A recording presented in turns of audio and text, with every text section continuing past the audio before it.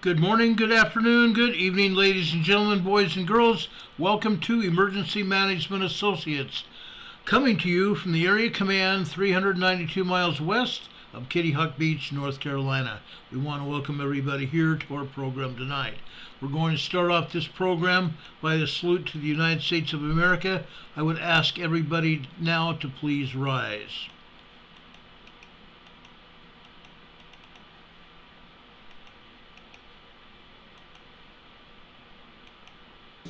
I pledge allegiance to the flag of the United States of America and to the republic for which it stands, one nation, under God, indivisible, with liberty and justice for all. Now would you make welcome, straight from Washington, D.C., the United States Army Corps Quartet. Yeah.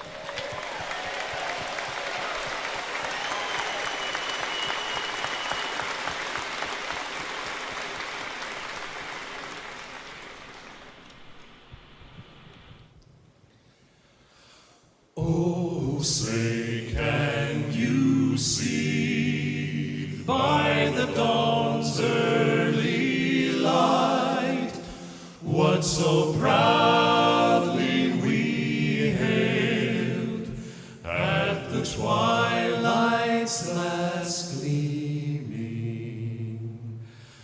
whose broad stripes and bright stars through the perilous fight o'er the ramparts we watched were so gallantly streaming,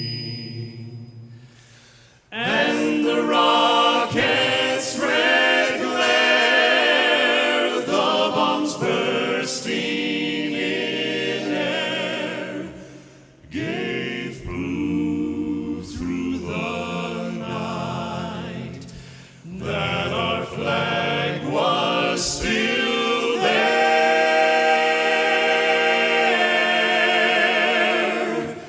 Oh, say does that star-spangled banner yet wave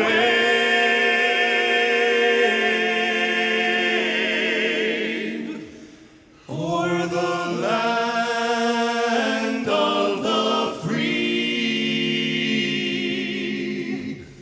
and the home of the brave?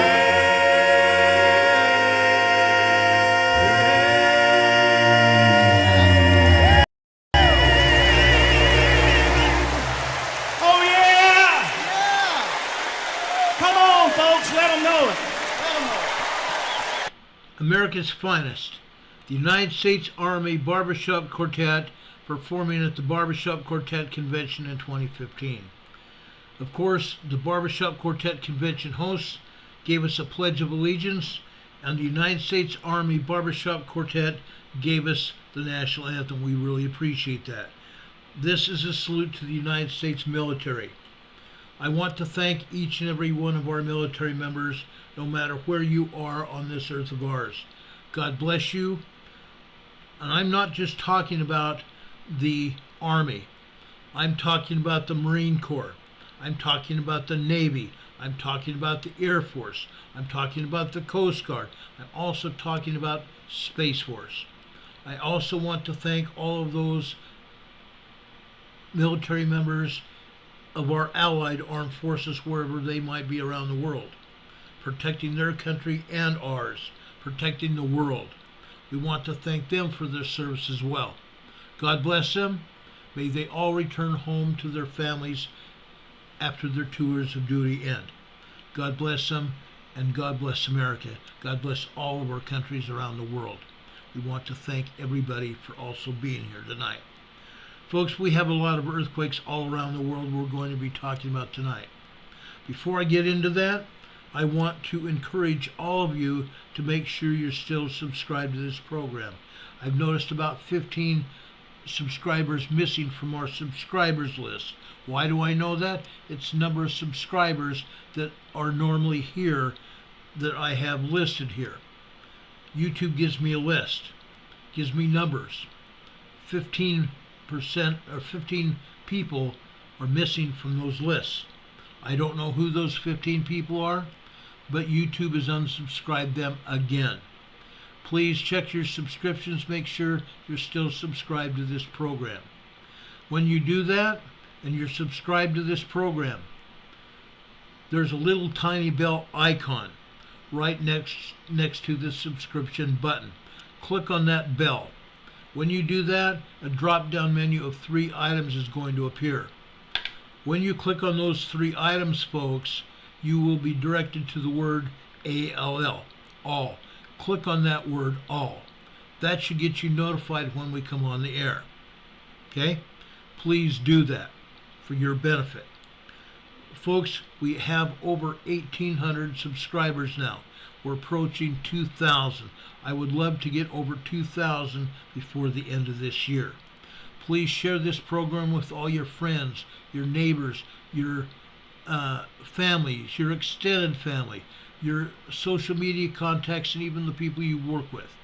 There is such information here, especially tonight, that is so important that everybody needs to know about it. Everybody needs to know about it. I'm going to save some of the worst for last. Okay? The first thing I want to talk about is Iceland tonight. Iceland. Over here in Iceland, you see that word Purebjorn? That should read Tureborn. Thorbjorn. This is in Iceland. This is actually a volcano. Okay? That volcano has risen 10 kilometers in the past 30 days. 10 kilometers in the past 30 days. That's several inches. It raised up. Magma is approximately 13, let's see, what should I say? It's about 3 miles deep inside the earth. It's 3 miles deep inside the earth. They have had over 1,000 earthquakes in the last 24 hours. 1,000 earthquakes in the last 24 hours. Now, this is quite disturbing to a lot of people, including residents and the scientists that study these volcanoes over in Iceland. Everybody needs to be aware of what's going on. I promise you, you all need to be aware of what is happening. If you're not aware, you could be caught off guard, and in doing so, it could cost you your life. Okay? This earthquake is such that there is so many of them that have caused huge problems over there in Iceland. Okay? Over near the Thorbjorn volcano, there's several hotels. Around those hotels is a health spa.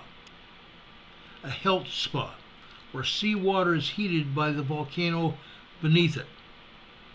People go there to get soothing waters that help them with their health problems. Folks, guess what? People are now afraid to be there. The Blue Lagoon Geothermal Spa, one of Iceland's biggest tourist attractions, has closed temporarily as a swarm of earthquakes put the island nation's most populated region on alert for a possible volcanic eruption. Guests rushed to leave the spa's hotels in the early hours of yesterday morning, after they were rattled awake shortly before 1 a.m. by a magnitude 4.8 earthquake. The strongest hit was in the region since a recent wave of seismic activity began on October 25th. Bjarni Stevensson, a local taxi driver, described a scene of confusion when he arrived at the Retreat Hotel, where lava rocks had fallen on the roadway and the parking lot was jammed with 20 to 30 cabs. There was a panic situation, he said. People thought a volcanic eruption was about to happen. The area around Mount Thorbjorn on the Lake James Peninsula has been shaken by hundreds of small earthquakes every day for more than 2 weeks due to a buildup of volcanic magma 5 kilometers or 3.1 miles deep. Okay, now let me show you this. Let me take this down and show you the USGS map where I can show you better what is going on over there. Okay?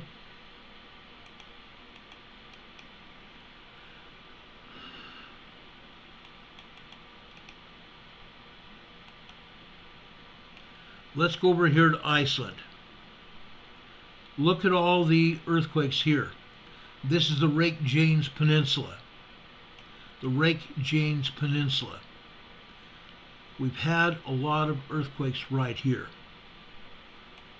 Okay? All over this. The USGS is hiding the amount of earthquakes. They're hiding it. There's thousands of earthquakes that hit here in the last 30 days. Over, I think it was 100 earthquakes today. Over 100 earthquakes here today. Okay? This is where the volcano is. Right here. Okay? You can see what is going on. This is the geothermal facility where they're taking steam from the volcano and it's powering turbines to generate electricity. We talked about this the other day. Okay? This is the power plant. The geothermal power plant. Okay? I can't get any closer, but in the middle of your slide here, it shows 27 different turbines. 27 different turbines powered by steam from the volcano. Okay? This whole area is moving. Moving greatly. The Blue Lagoon Spa is temporarily closed. Okay? It probably won't be opened at least until either the volcano goes off or the earthquakes stop. And I'm not calling for a earthquake eruption, a volcanic eruption quite yet. It's very possible it could. With the magma just beneath 3 miles, it could very well happen at any time, considering all these earthquakes. The volcano here, Greenvik's volcano, Greenvikfjella volcano, could erupt at any time. I'm putting that information out right now. The land in this region, like I said, has risen up 10 kilometers since October 27th, according to the Icelandic Met Office. The Met Office is the seismic center in Iceland. Okay?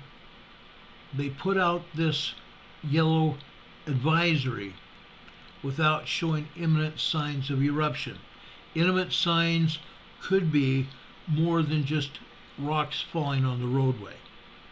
Scientists are closely monitoring the situation for any indication that the seismic activity is getting closer to the surface, which could be an indication that the magma is breaking through the Earth's crust. Presently, according to the Seismic Center, there are no signs that the earthquake activity is becoming shallower.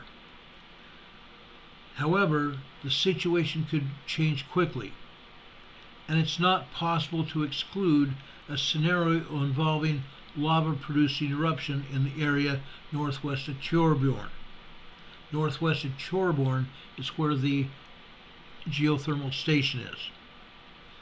Iceland, which sits above a volcanic hotspot in the North Atlantic, averages an eruption every 4 to 5 years. The most disruptive event so far in recent times was the 2020 eruption of the, and I know I'm going to butcher the name of this, Eyjafjallajökull, Eyjafjallajökull, Eyjafjallajökull volcano. That spewed huge clouds of ash into the atmosphere. It led to a widespread airspace closure over Europe. The 2010 eruption of the Aveyah volcano, led to widespread airspace closures in Europe. The Reykjanes Peninsula on Iceland's southwest coast also includes a volcanic system that has erupted 3 times since 2021. We've reported on that. Before that, it had been dormant for 800 years. 800 years. Previous eruptions occurred in remote valleys without causing damage. Now, when we reported on this last, up until about a year ago, the lava was spewing out of the volcano, but it wasn't going straight up in the air. We had fountaining going on. That lava came out of the volcano and spread across the valleys, filling the valleys full of lava. And we still have valleys full of hot lava today.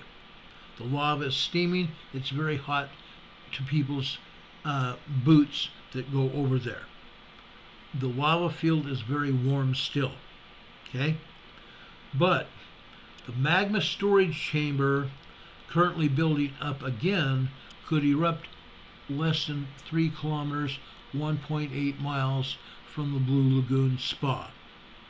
The magma storage chamber currently building up again could erupt less than 3 kilometers, 1.8 miles from the Blue Lagoon.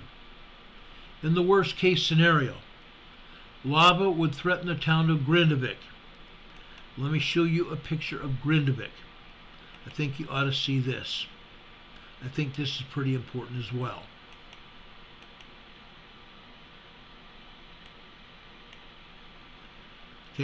Grindavik is that town just south of the volcano, and you can see it here.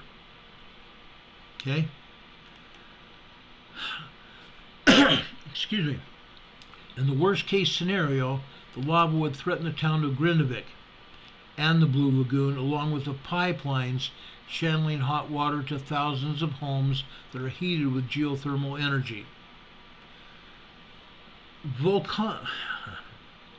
Volcanologist Thorvaldur Thordarson, his name's Thorvaldur Thordarson, said, "We need to be prepared for the worst.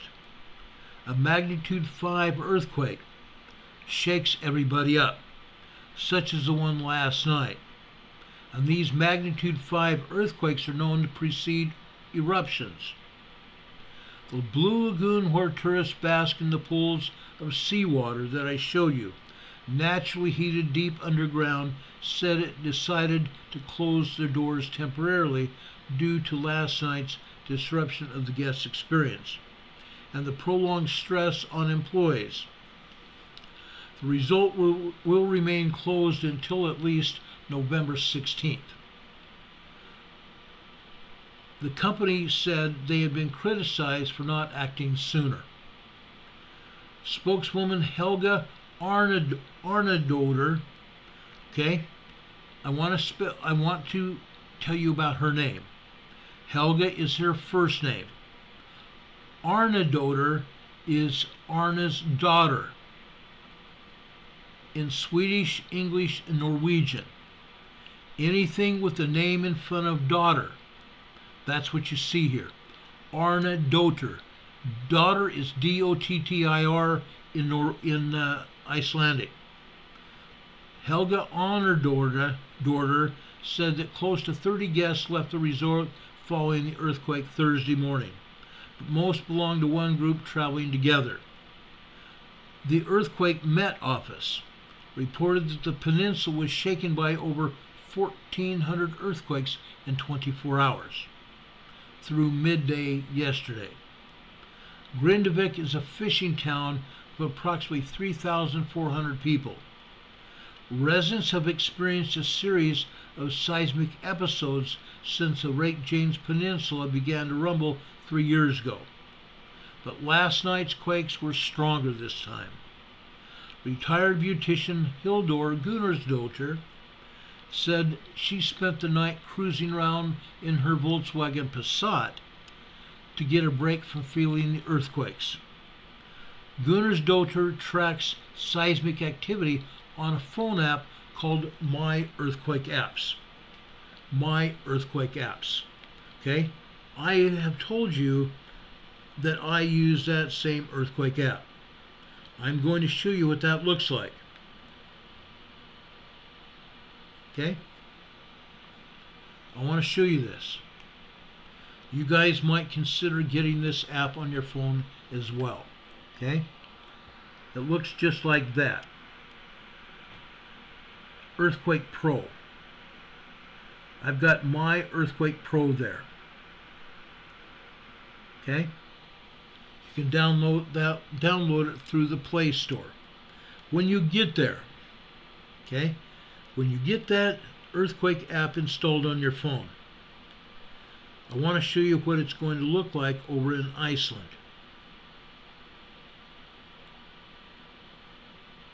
Okay? I showed you just a few minutes ago the earthquakes that USGS was showing. It's a crying shame, considering this is the number of earthquakes that have actually occurred here in Iceland. Over 200 earthquakes over in the Reykjanes Peninsula. And you can see that. Over 200 earthquakes there. It's no wonder that those people left that area. It's no wonder people are concerned over in Grindavik. Okay? That's why. Nathan Hester says, I got that app too, Ron. I look at it many times every day. Never had any issues with that app. Either have I. I've really never had any issues with that app. I have issues only with that app when it comes to USGS putting up earthquakes in Indonesia. It used to be with this application that I could look at earthquakes over in Indonesia. There are a lot more earthquakes in Indonesia than they're showing on the USGS map. You guys know that. But I want to show you also what they're showing today here on this app. Okay? Because USGS is not reporting them, the European agency is not reporting them either. Look at that. There's over 24 earthquakes here in Indonesia. USGS not showing hardly anything, and either is the European agency. The European agency is showing 3 earthquakes over here off the coast of Sumatra. They're showing 3 earthquakes off the coast of Sumatra. Okay? But they're showing 10 plus earthquakes over here in the Valdese Sea. I'm going to talk about the Valdese Sea earthquakes in just a minute. Because the Valdese Sea guys, remember that huge 8.0 earthquake we had here the other day? Guess what? We've had a 6.1 earthquake again today, right here. A 6.1 earthquake right here. Okay? Not just that. A 5.1 and a 5.2 earthquake as well. And look at the other earthquakes here as well. Now folks, there's more earthquakes here than they're talking about. Actually, we have another large earthquake right here. It's a 5.6. There's a 5.6 right there as well. These all are aftershocks of that 8.0 here we had yesterday. Or I should say the day before yesterday. They are all aftershocks of that quake. Here we're showing 2, 4, 6, 8, 10, 12, 14, 15 earthquakes right here. 15 earthquakes right here. There's over 24 earthquakes in Indonesia today, and they're not even showing half of them on the applications. They're showing those 18 earthquakes over there in the Banda Sea, and that's all they're showing.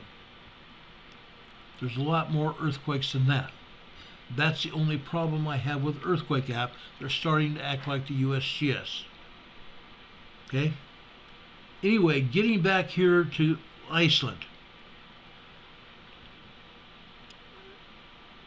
Miss Gunnarsdottir says that she tracks that activity on my Earthquake app. However, she said she turned her Earthquake app off days ago because the phone was vibrating constantly. There were so many earthquakes there in Grundavik that she decided to turn her app off, at least for the time. Now we have over 200 earthquakes there today. That's huge. That is totally huge. Now, there's a lot more earthquakes than that. Okay?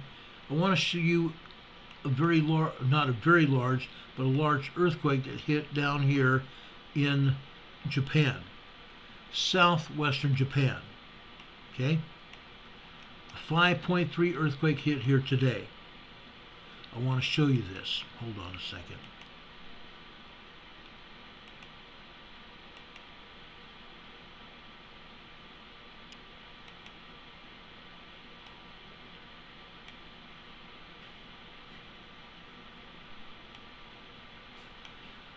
Folks, this wouldn't be so concerning except one thing. This hit in a semi-populated area. The USGS has this earthquake is southwest from this major city. And you can see how big that city is. This is southwest from there. But folks, there's a city just south of there. A good-sized city just south of there, and I'm going to show you that right now. Okay, it's called Minamsumi here. That's a city of about 8,000 to 10,000 people. This was a 5.3 very strong earthquake. Okay, I shouldn't say very strong. This is a 5.3 large earthquake. A 5.3 large earthquake. This hit basically out in a semi-rural area. They have farms out here. They may be pulling rice or growing rice out of the ground here. Needless to say, this area was hit strongly today. This farming region here was hit strongly today. A large 5.3 earthquake. This is the kind of earthquake that causes damage here. This is in southwestern Japan. Now, not just that. There's more, guys. There's more. Let me show you another earthquake that hit in Japan. This one hit over off of central Japan. Okay? This is a 4.5 earthquake. This earthquake that hit, okay, hit in a very populated area. Okay? You can see this whole area is heavily populated. I don't know the name of this town here, but it is heavily populated. The problem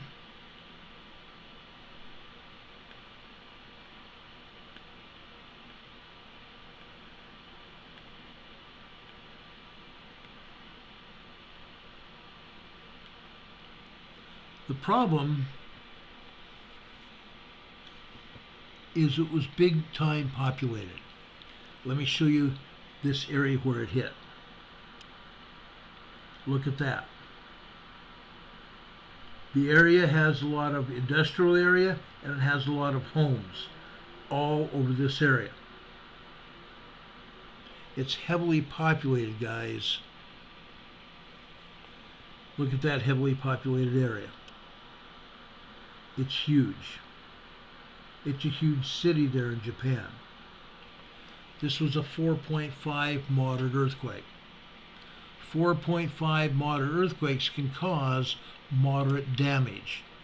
Knickknacks being thrown off of shelves, plates rattling in cupboards, books knocked off shelves, and other kinds of damage. It can cause pictures and such be thrown off of walls as well. It can rattle large furniture like televisions and also refrigerators and such. Okay? That 5.3 earthquake in southwestern Japan can do substantial damage. It can knock large refrigerators over. The interesting thing about Japan, many of the Japanese people don't have room for a large refrigerator like that. They have little apartment-sized refrigerators. Okay? Apartment-sized refrigerators. Those can be thrown around the floors, moved around the floors with that kind of earthquake. Tables and chairs can be moved. Now, why am I talking about this? Because in a few minutes, we're going to be talking about the Pacific Northwest. Folks, we've had some earthquakes over at the volcanoes in the Pacific Northwest as well. I want to be serious about it. I want to be very serious about it. After I get through talking about the volcanoes in question in the Pacific Northwest in Washington and Oregon, I want you to know I'm very concerned about the very real possibility of there being a volcanic eruption at not just Mount St. Helens, but at Mount Rainier. Last week I told you and showed you a seismogram for Mount Rainier. You guys can go back to last Monday, I believe it was, when I showed you the seismogram. You can go back and pick up that last Monday's program on YouTube here. You can see what I was talking about. A large 5.0 earthquake. Okay? If you remember, they had the bottom and the top of that earthquake cut off. That earthquake lasted almost 3 minutes. The bottom and the top was cut off, so we could not see the full strength of the earthquake from the seismogram. But considering the length of time that earthquake lasted, it had to have been at least a 5.0 earthquake.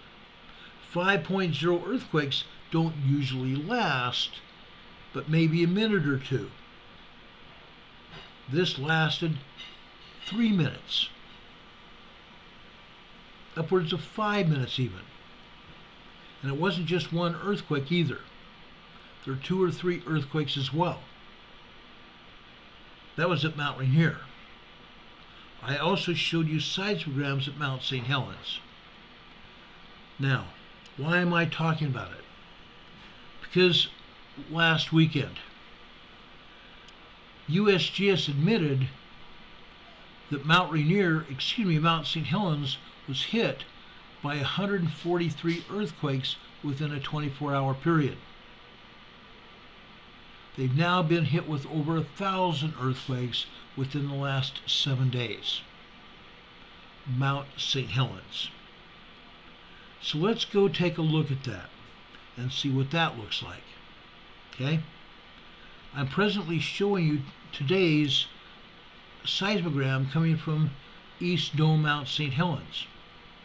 Now folks, they are not talking about all the earthquakes. Okay? In fact, let me be honest with you. I believe they have scrubbed a lot of the seismic data from this seismogram. And I'm going to point out why in just a minute. Again, this is East Dome Mount St. Helens. What are they really showing us here? Okay? Let me move this seismogram around so you can truly see what I'm talking about. Up at the top of this seismogram, it's showing a slight bit of activity. Each line, horizontal line on this seismogram represents a 15-minute time period. This particular seismogram starts off at 5 p.m. Pacific time. Each line here represents 15 minutes of time, like I said. Each line here shows magma coming into the volcano. Now, there just happens to be a magma churn signal here. Magma churn signals can give us an idea of how strong the earthquakes really are. It can give us an idea of how far the seismographs have been turned down as well.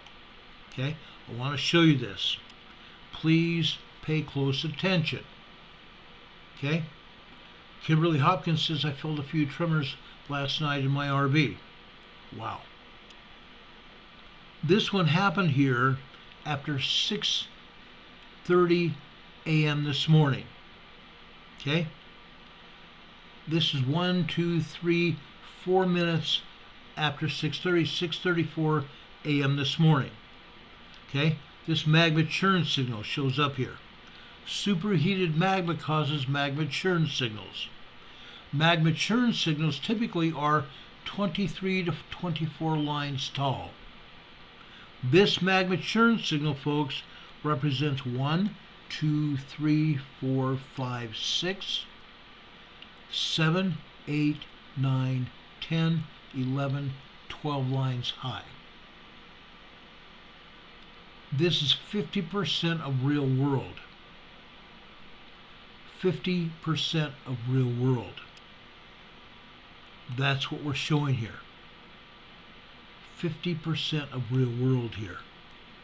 Now, given that sense of knowing what's going on here, if you multiply the data here that we're seeing, these magma lines here, they're called magma pulse signals, showing the amount of magma coming into the volcano at any one time, called magma pulse signals.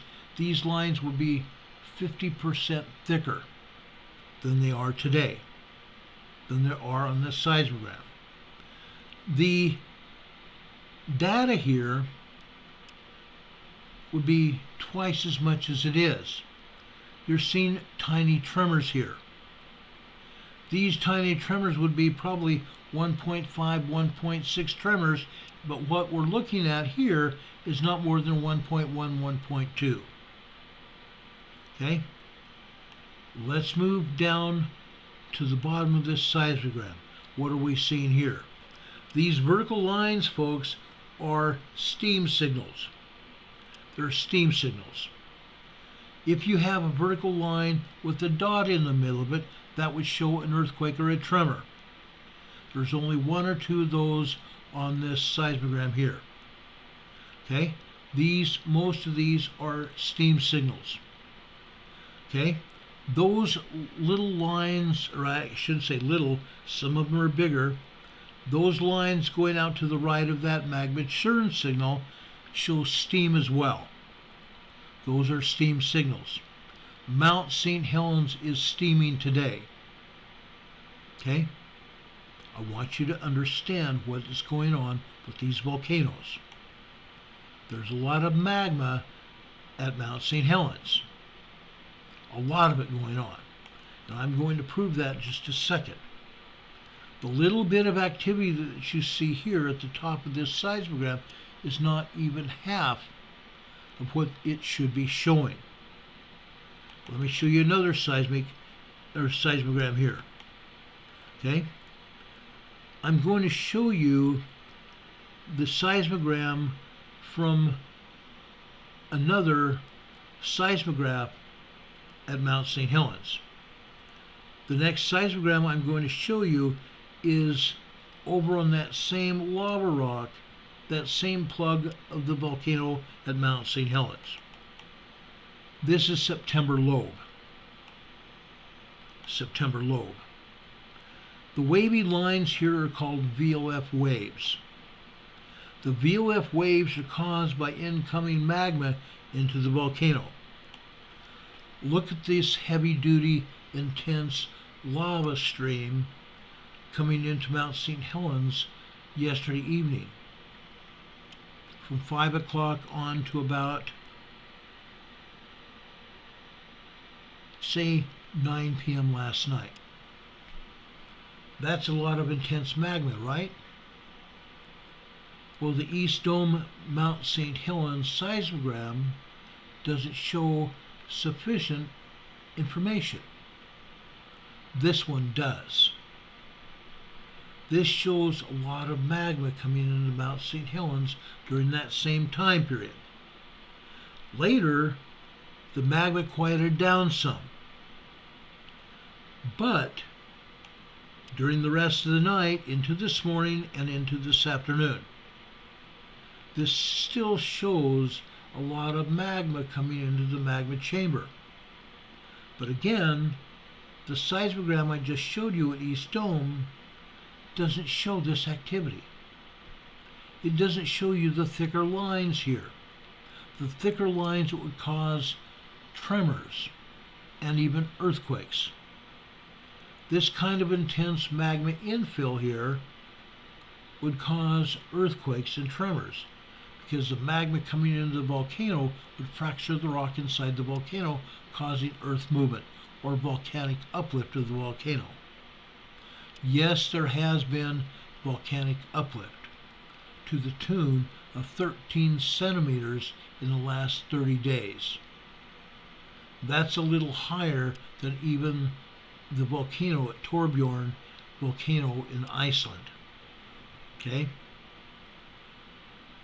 Last weekend, the United States Geological Survey raised the volcanic alert level here at Mount St. Helens to yellow cautionary. Yellow cautionary for a possible eruption here at Mount St. Helens. Let me show you some more data here at Mount St. Helens so you can get a good picture of what exactly is going on. I want to show you another seismogram from the September lobe seismograph. The September lobe seismograph has a 5-channel seismograph or seismograph. It allows us to see multi-channels of activity at Mount St. Let's. Now this is BHN, the BHN frequency. The last one I showed you, let's go back to it really quick.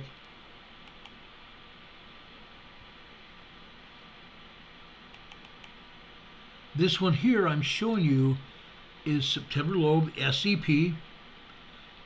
The code name for the seismogram on the channel is BDF CC01. Again, this is one of 5 different channels that we can see here at September lobe. Okay? This one I'm showing you is BHF. Same time period. Look at this intense magma here. It's a little bit different than the other seismogram. Why am I showing you 2 different seismograms? Because the other seismogram I think has been altered. It doesn't show the same intensity as this one does.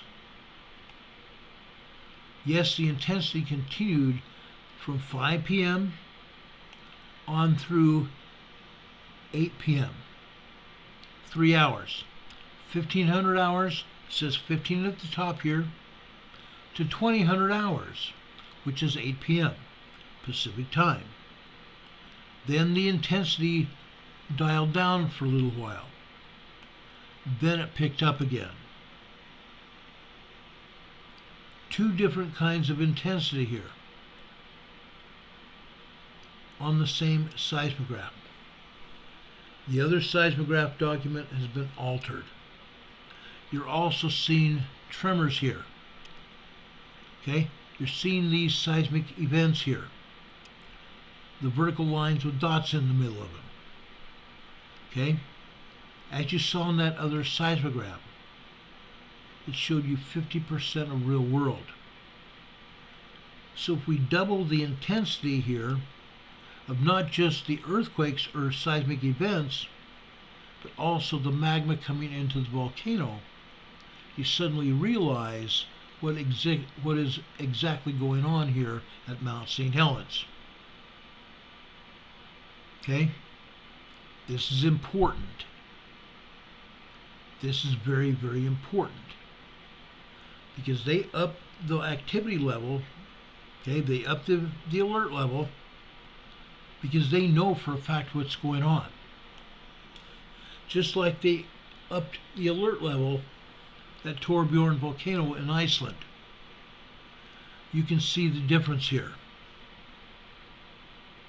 Okay? There is a possibility that this volcano could erupt at any time. I want to make that very clear. Not only do we have steam coming through that plug of the volcano, we have a lot of magma coming up here as well. And it's hammering away on that plug. It's hammering away on that plug. Now with that said, I'm going to show you some more here. So just stay tuned here for a second. Every volcano has a plug, folks. Every volcano has a plug. From the last time that volcano erupted, when the lava cooled down at the top of the plug at the volcano, when it cooled down, it set a hard volcanic rock, lava rock plug at the top of the volcano, the summit. That plug is what's holding the magma inside the volcano. There is magma hammering up from underneath the plug, causing fissures.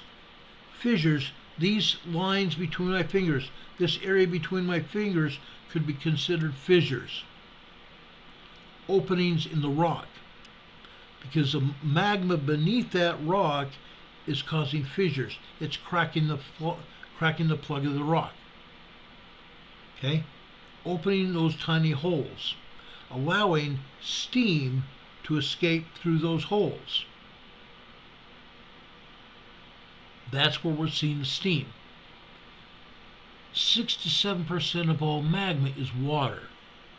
That is what's causing the steam. 6 to 7% of the magma is water. That's what's causing the steam. All that magma that I just got through showing you coming into the volcano should be showing us on the seismograph, should be showing us earthquakes and tremors. Again, it should be showing us earthquakes and tremors at Mount St. Helens. On this particular seismogram, it's showing us the tremors, and it's showing us the magma coming into the volcano here. It's quickly seen here. It's very easily explainable. Okay? But again, I believe the seismograph has been turned down by the agency. The agency is in Pacific Northwest Seismic Network. They do this routinely. I've shown you seismograms not just from the Pacific Northwest Seismic Network that have been turned down, but seismograms from around the world that I've shown you, not just here in the United States. Okay, they do it all the time.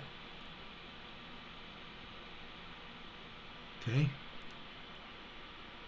They routinely turn them down. Guys, are you having trouble hearing me and seeing me? Kimberly Hopkins says we're being buffered. I have a very good signal here. Okay? We have 2,666 megabytes per second. That's really good. Upwards of 27 as well. We have a good signal. Now, what might be causing some of that buffering is that crazy CME that was launched from the sun the other day. We're going to get the full brunt of that CME tomorrow and Sunday. there is going to be radio blockages, radio blackouts as a result of these CMEs that have been hitting the Earth. We've seen the blackouts. We've seen radio interference, both with television and radio communications. Police radios, fire department, paramedic radios, space, air-to-ground, and air-to-ground plane traffic. It happens every time we have a CME. But folks, I think I've explained this before. Part of the problem that we've had all these earthquakes, part of that problem is it causes earthquakes when the CMEs launch out from the sun. Plus, earlier this week, we had major planetary alignments. That is also something that causes these earthquakes. It happens routinely. And I believe we're going to see even more in the coming days and weeks. I explained some of that last night. But this is a seismogram, SCP, they consider it the spider, okay? The spider, September lobe. It's a seismograph. It's a seismograph that sits on the top of the plug of the volcano with spindly legs. That's why they call it the spider. It sits on top of the plug of the volcano. Okay? It's on legs. It's like a table with the seismograph bolted to the table. Okay? That's what's there. Now, let me show you another one. Okay? Let me show you another seismograph. This one is... Okay, I showed you this one. No, I didn't show you this. This is East Dome Mount St. Helens. This is coming from the USGS. This seismogram is coming from the USGS. That's why it's blue. Any blue seismograms I show you are USGS seismograms. The ones that are in red are from the Pacific Northwest Seismic Network. Okay? Now, East Dome Mount St. Helens last night. This seismogram was reported at 2200 hours, 10 p.m. Look at this magma here. Now, think back about that seismogram that I showed you a few minutes ago from the Pacific Northwest Seismic Network. It didn't show all this activity, did it? There was so much magma coming into this volcano that it's completely making the white of the paper go away. And yes, these are digital seismograms. I understand that. But noticing that it's even digital, it's blocking all the white of the paper out. Okay? It's blocking the background out. That's how much magma is coming into Mount St. Helens. Okay? Now, again, on that seismogram that I showed you from SCP, September lobe, there's a portion of time that the activity slowed down.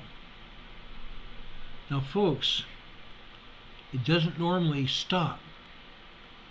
What you see here is a period of time early this morning, between 6:44 a.m. this morning and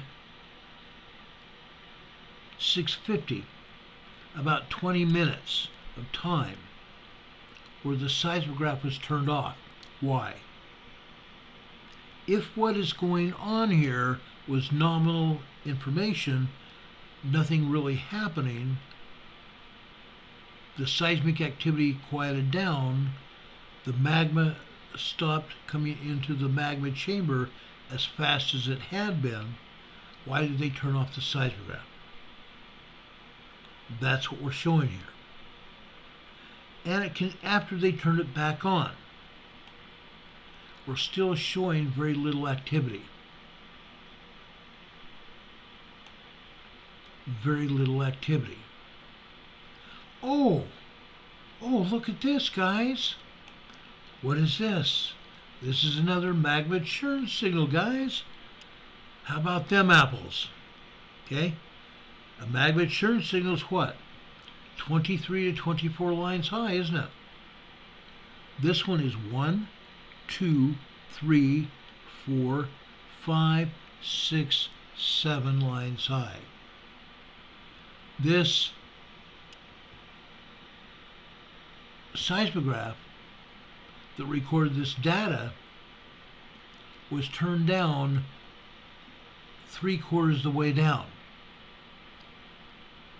This seismograph is only reporting about 24% of real world. 24% of real world. The other vertical lines coming off the back of this magma churn signal, that's again steam coming from Mount St. Helens. So again, the agency turned down the machine so they don't have to report the real data. Okay? Look what does not show on the seismogram. All the activity. Multiply this activity by 3 times, and then you'll come to understand approximately the size of activity that really occurred today at Mount St. Helens. This is what we're showing, guys. This is what the agency wants us to believe. Oh, nothing much happened. Yes, last night we had a bunch of activity, but then it basically stopped. No, it did not. It did not all stop. The magma was there. The seismograph was turned down. The seismograph was turned down. Now I'm going to show you another one. This is from the vault. This also is over on the north side of Mount St. Helens. Okay? The north part of the mountain on Mount St. Helens.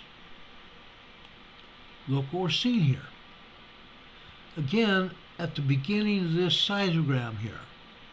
Okay? It started recording just about 10 p.m. last night.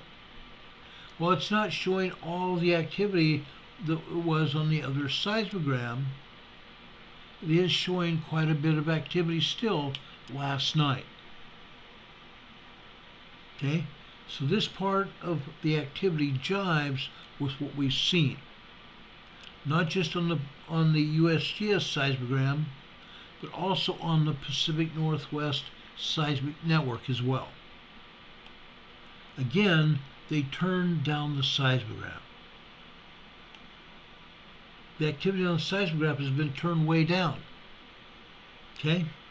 Imagine, folks, if the seismograph was left alone, what would we really be seeing on these seismograms? If the seismograph was left alone, what would we really be seeing on these seismograms? A lot more activity, wouldn't we? Okay? Again, Mount St. Helens is an alert level yellow. Caution. Okay? Let me show you one more. Sugar Bowl, also on the north side of Mount St. Helens. Just a little bit different angle about what's going on at Mount St. Helens. The top of this seismograph is a machine. Seismogram is the picture that we're showing you here, recorded by the seismograph.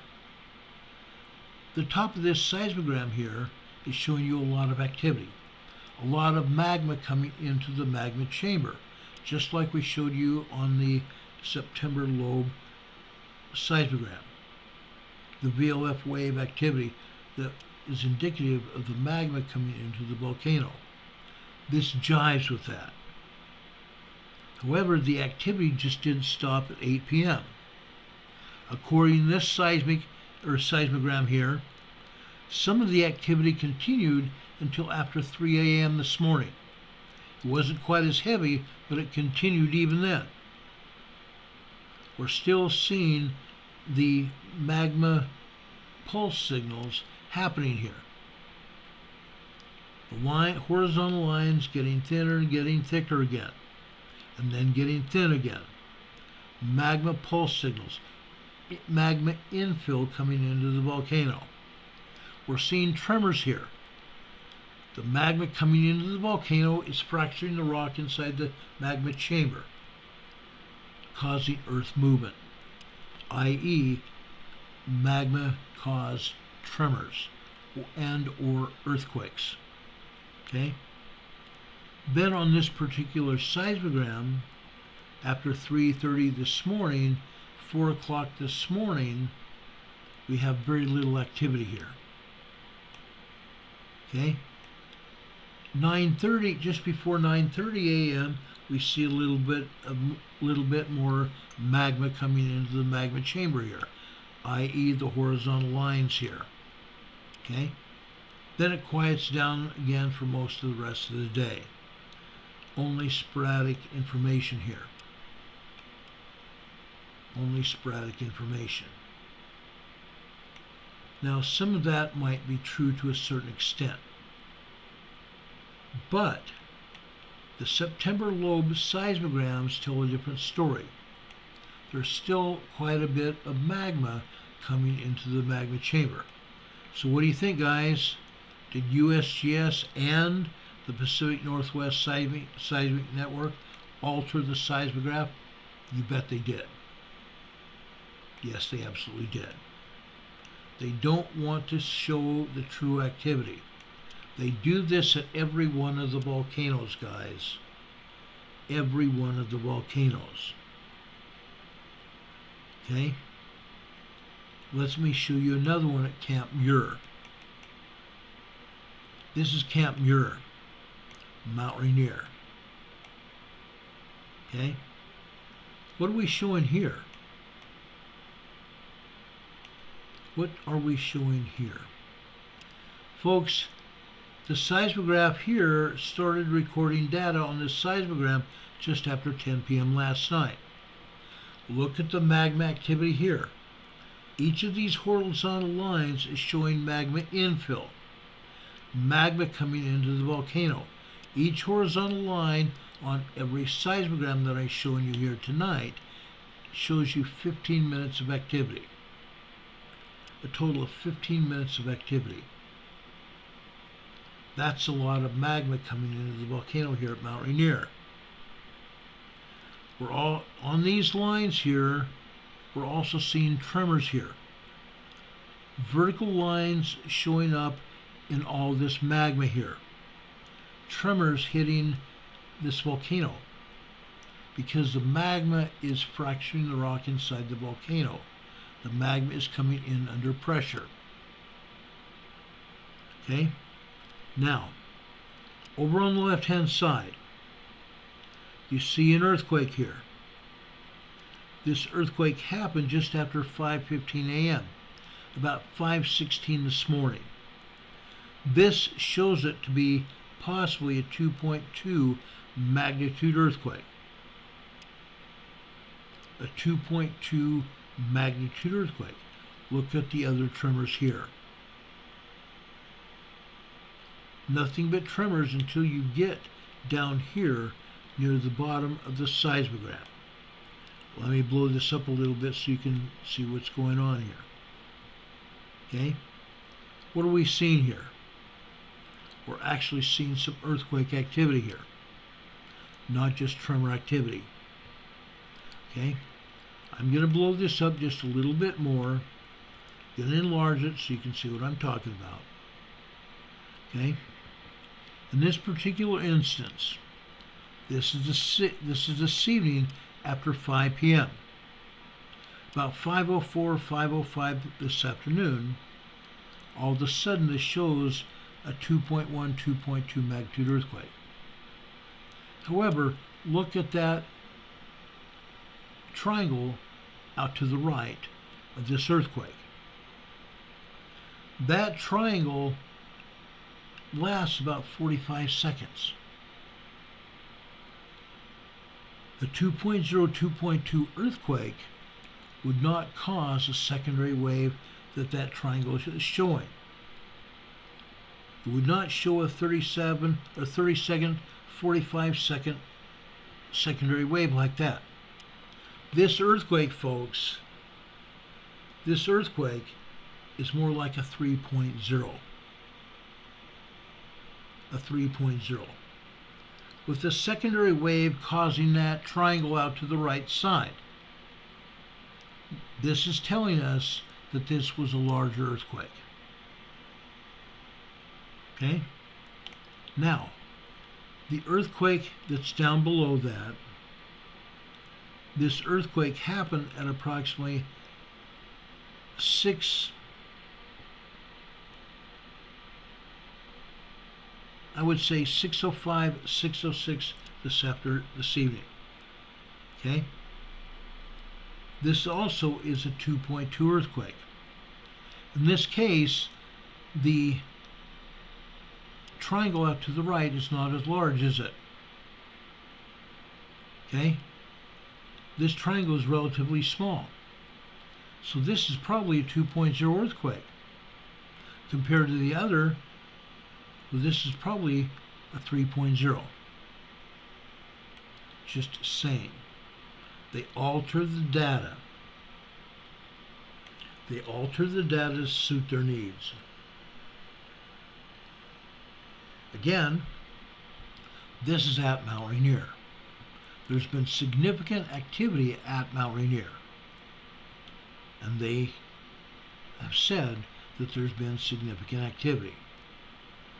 But they also have been known to alter the seismographs. And they do it. They turn them down all the time. Now, rarely do you ever see the scientists turning the seismographs up. Rarely do they ever turn them up either to real world, showing the real activity, or even higher. They have done that in the past, but not lately. Not probably in 3 years' time. Okay? This is Camp Muir. This is on the southern rim, just below the southern rim of Mount Rainier. Let me show you Camp Sherman on the north side of Mount Rainier. This is somewhat different, quite a bit different. Okay? Let me enlarge this so you can see what's going on here at Mount Rainier. Again, this seismogram takes place just after 10 p.m. last night. You're seeing a lot of magma on each line, aren't we? We're showing a lot of incoming magma into the volcano. This magma is causing these vertical lines here as well. Vertical lines on each line here. Those are tremors and earthquakes here. Tremors and earthquakes. Now, we have an earthquake that hit here at Mount Rainier about 2:16 this morning. We can see it here. That's a lot of activity. Folks, it's showing very little magma causing this earthquake. Can you guess why? Can you guess why? Folks, the seismograph was turned down here. Look at that triangle going out to the right from that earthquake. Okay? That would prove that this earthquake was larger than they are saying it is. Again, the larger the triangle going out to the right, that is a secondary wave of the earthquake. In this case, it's almost, not quite, but almost a minute long. A minute long secondary wave would probably be a 3.0 earthquake. And after that, just a minute or so after that, we have more seismic activity, more magma coming into the magma chamber, and you can see the magma increase there. and we get more tremors here. You can see that activity, can't you? But down below here, about 5:16 this morning, we have another earthquake. This is a 2.5 earthquake. Okay? Out to the right, there is a very tiny secondary wave. So this was a 2.5 earthquake. Over here to the right of there, another magma churn signal, guys. Another magma churn signal. Magma churn signals, again, 23, 24 lines tall. This one is 1, 2, 3, 4, 5, 6, 7 lines high. About 24% of real world. The seismograph has been turned down that far, showing us less than 25% of real world here. The vertical lines out to the right of that magma churn signal are showing steam being emitted from Mount Rainier. Excuse me, let me get a drink of water. The air that I'm getting from my oxygen machine dries up my air passages, and it causes phlegm sometimes to build up, causing me to cough. That's what's going on here. But look what we have here at that magma churn signal. We have steam, don't we? Before that magma churn signal, you also see some other vertical lines here that do not have a dot in the middle of them. Those vertical lines are steam signals. You even see tiny vertical lines which are also steam signals.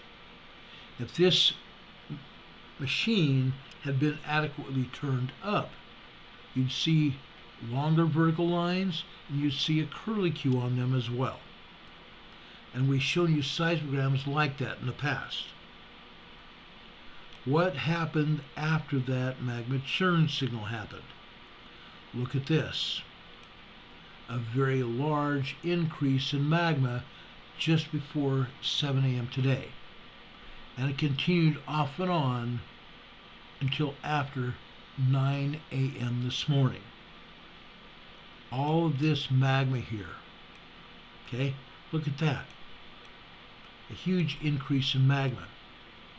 We also have a lot of tremors here. Okay? Imagine if this seismogram was real world. The seismograph having been turned up and this being real world. These earthquakes would be large. They wouldn't be 5.0 large, but they would be larger than they're showing here. Now over here you also see these longer lines on the left center here. Those are earthquakes. They have a dot in the middle of them. Okay? We're seeing 2.9, 3.0 earthquakes. 2.9, 3.0 earthquakes here. Okay? Look at these others. You're seeing tremors and earthquakes here. Not by earthquakes, I'm saying 2.0, 2.2 earthquakes. Okay? That's still a lot of information here. Okay? So this seismogram is showing us a lot of information, huh? It surely is. The seismograms can report only what they want us to see. Okay? Now, that was Camp Sherman. I've shown you Camp Muir on the south side, Camp Sherman on the north side of Mount Rainier.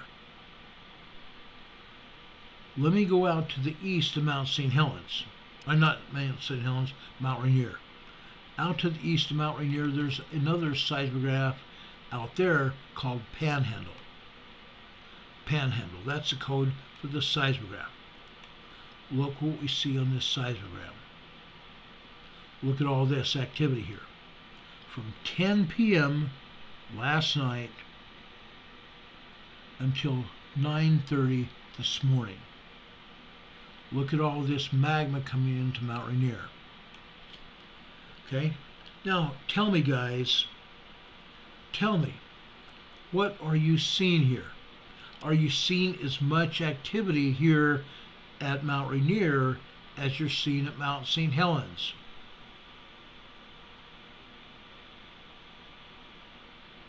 Are you seeing as much activity here at Mount Rainier as you're seeing at Mount St. Helens? I think there's just as much, maybe even more. So if Mount St. Helens is a yellow caution code, Mount Rainier should be, shouldn't it? Yes, it should be. Yet they're not saying anything.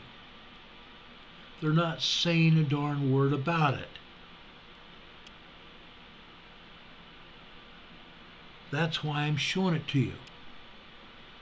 We need to get the word out exactly what is going on here in Washington State. These two volcanoes are getting ready to erupt. I've shown this activity for 2 weeks now. Before that, there was still a lot of activity, but there's been an activity increase.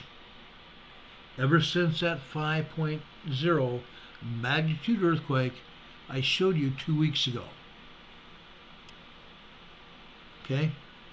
Ever since then, there's been a striking advance in magma and in activity at these two volcanoes. Okay? Now, I think I already told you what I think should happen. The other day, when we were talking about these earthquakes on, I believe it was Monday, okay, I have pretty much given you an every other day update on the Mount St. Helens and Mount Rainier volcanoes. I've also told you and shown you activity at the other volcanoes in the Cascade Mountain Range, ranging from just north of the Canadian border all the way down to Northern California, as in Mount Shasta and Mount Lassen. Those are all part of the Cascade Mountain Ridge, mountain range. Mountain range. All of these volcanoes are in some kind of situation where they're gearing up to erupt. I've shown you activity at Mount Shasta. I've shown you increased activity at Mount Lassen. I showed you increased activity at Glacier Peak before they turned off the seismograph. I've shown you increased activity at Crater Lake in south central Oregon. I've shown you increased activity at Newberry Volcano and Sisters Volcanoes. I've shown you increased activity at Mount Hood. Mount Baker up just south of the Canadian border. Increased activity. What is going to happen here? What is going to happen? Earlier this evening, before I came on the air, I spoke with a woman that lived in Friday Harbor. She told me the same thing that you guys have been telling me. She's felt shaking at her home. She's heard her house creaking. Other neighbors are also reporting it. Folks, if I were you and I lived in this area, I would be putting the word out to all my friends and my relatives in this area. I would be letting everybody know what's going on. Yes, they might think you're crazy, but when that volcano erupts, they're going to say, oh, didn't Ron say something about this? Didn't Ralph or Susie say something about this? Didn't Linda say something about this? Yeah. They're not going to think you're crazy then, because the activity came out. Folks, we need to get prepared, and we need to get prepared yesterday. We still have some time here. These volcanoes have not erupted yet. Heather just mentioned a few minutes ago that they were having evacuations going on Iceland, at Grindavik and Thorbjorn volcano area. Evacuating those areas because of the increased seismic level at the volcano. More and more earthquakes hitting the volcano. I just reported to you what the scientists are talking about at Thorbjorn. Okay? They say the magma is still 3 miles beneath the surface or the summit of the volcano. That could change very rapidly. They're not just necessarily telling you the full truth. There's magma already beneath the plug of the volcano. The earthquakes are occurring down in the magma channel beneath the volcano, 3 miles deep, 3.1 miles deep. Earthquakes are continuing. There could possibly be an eruption at Thorbjorn within the next 2 to 3 hours or 2 to 3 days. We don't know. And I can't tell you that. Nobody knows. But when it happens, be advised. Back in 2010, the explosion from the volcano hampered air traffic in Europe for a long period of time, because Europe was covered with an ash cloud. So planes could not get in or out of Europe. They couldn't fly. Not just passenger, but commercial traffic as well. UPS and FedEx packages and such couldn't get off the ground because that area was off limits. And that's a possibility of what would happen. Now, what is my advice to all of you? My advice to all of you, if you live in that area where these volcanoes are moving, evacuate, leave. Leave. If things get worse at Mount St. Helens and Mount Ranier, I will tell you to get out. Mount St. Helens, you need to consider to leave at any time, at any moment. This same kind of activity was happening in 1980. And USGS was saying, oh, no worries, things are calming down, it's not as bad as it was. And then all of a sudden, a few days later, Mount St. Helens erupted with a fury. 11 people were killed. Many other people injured. Other people were trapped around the volcano and couldn't get out, and had to be airlifted with a helicopter once the volcano calmed down a little bit. People were stuck. Those of you that are in Washington and Oregon, listen to me. Don't go near Mount St. Helens. Stay away from the volcano. Don't go visit Mount St. Helens at all. You could be stuck in the parking lot of the visitor center at Mount St. Helens. You could get hit with toxic gases, hot toxic gases, as that volcano erupts. Hot air, hot gases, 1,500 degrees, 2,000 degrees. You could get hit with water. The glaciers at Mount St. Helens melt as a result of the eruption. and the resulting lahar after the eruption. The lahar, lava coming out of the volcano mixed with water and all kinds of other debris. The lahar at Mount St. Helens in 1980 caused all sorts of property damage. Roadways and other cabins and such were destroyed. Cars were destroyed. Folks, loss of life was 11 people dead because USGS allowed people back on the mountain. Don't go there.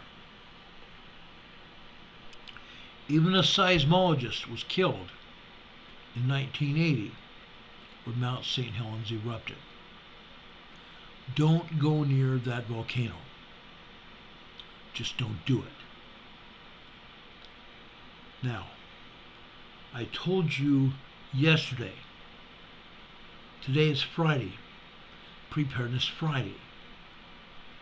I want to give you some information to use because, folks, it's not just the Pacific Northwest that's going to have some earthquakes. It's not just going to be Iceland that is having earthquakes. We're having earthquakes around the world. Literally earthquakes around the world. Just briefly, I'm going back to the USGS map for a few minutes.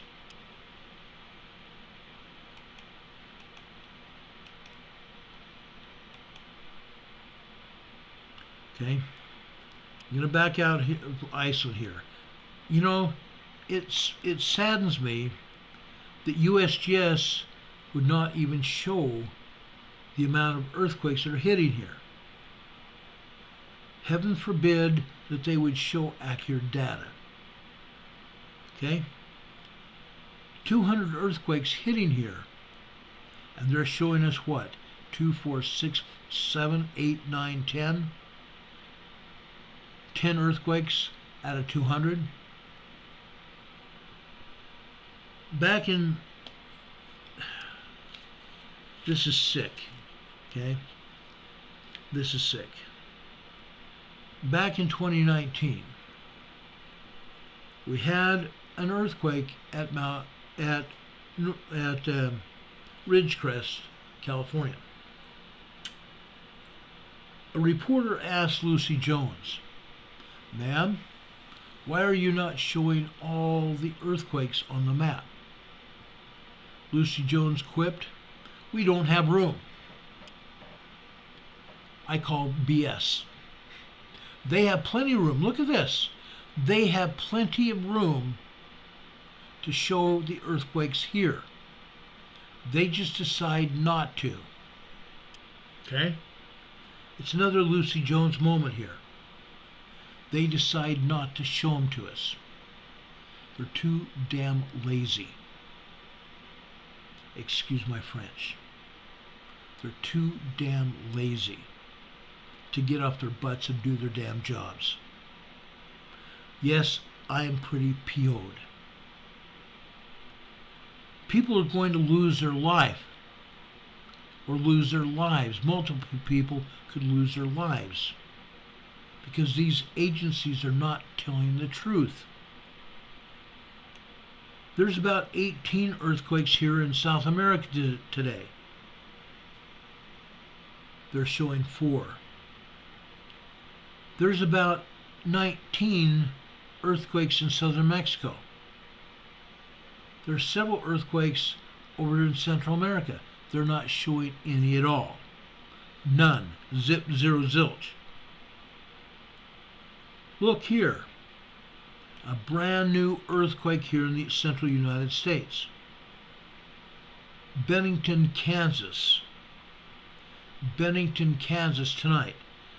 A moderate 4.0 earthquake here. We showed you some tremors here the other day. Let's zoom in here to Bennington, Kansas today.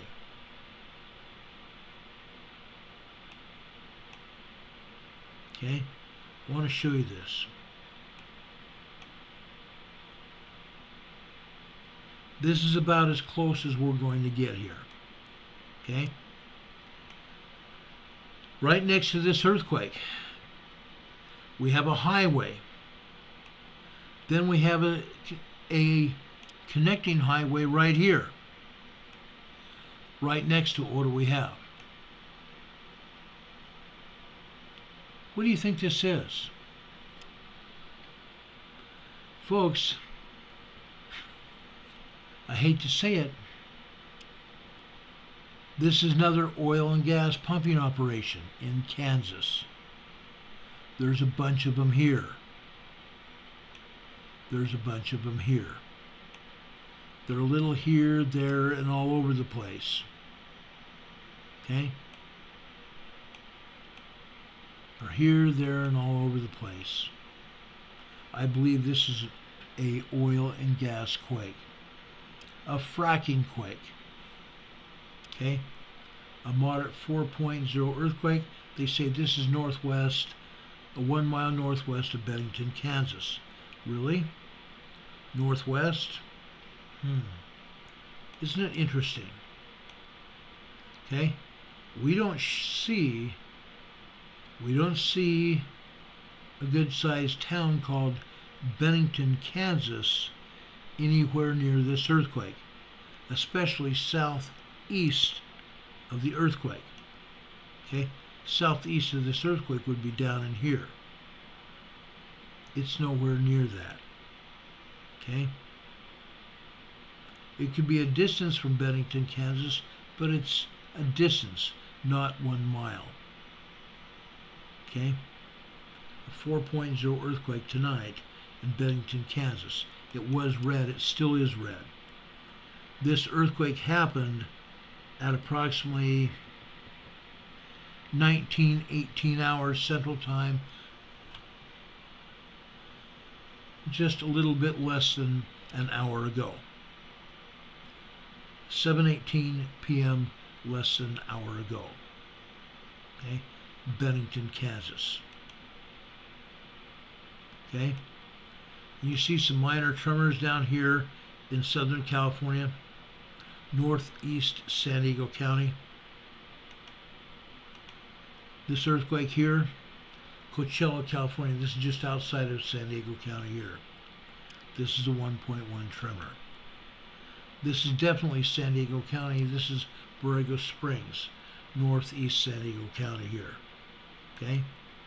Down here, this is a 2.0 earthquake down at the border. Down at the border area. Okay? Down at the border area here. Baja, California. A 2.0 minor earthquake here. This is 9 miles deep, by the way. 9 miles deep. Now I want to show you some earthquakes down here in the Pacific. Then I'm going to talk about earthquake preparedness for a few minutes. This is down in the Samoa Islands here. Folks, this happened at 1:45 a.m. this morning. This is a 5.2 large earthquake. 117 miles south-southwest of America's Samoa. A large earthquake down here in the Pacific Ocean, southwest of America's Samoa. Out here in the Pacific. Nobody felt this earthquake because it was out in the water. The Pacific Ocean absorbed the seismic waves here. Okay? This other earthquake southwest of there. This is in the Fiji region. This is a 5.0 earthquake. This is 161 miles deep. Still a relatively shallow earthquake. They're not showing any other earthquakes even down here in New Zealand. I'm telling you guys, there's about 18 or 19 earthquakes right down here in New Zealand. 2s and 3s. 2.0 minor earthquake on the way up to 3.2 minor earthquake there. 2.0, 2.9, minor earthquake. 3.0, small earthquake. That's what's happening over here in New Zealand. Again, over here in Indonesia, aftershocks. Aftershocks of an 8.0 earthquake that happened here 2 days ago.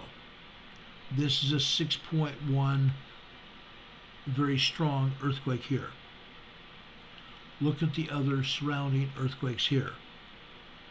Here's a 5.6, a large mid-range 5.6 earthquake.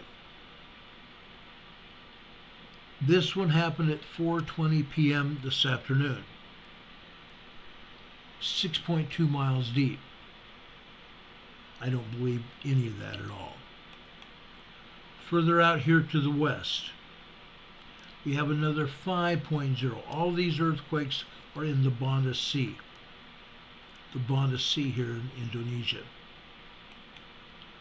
Over here just north of the big one, this is also a 5.3 earthquake in the Banda Sea.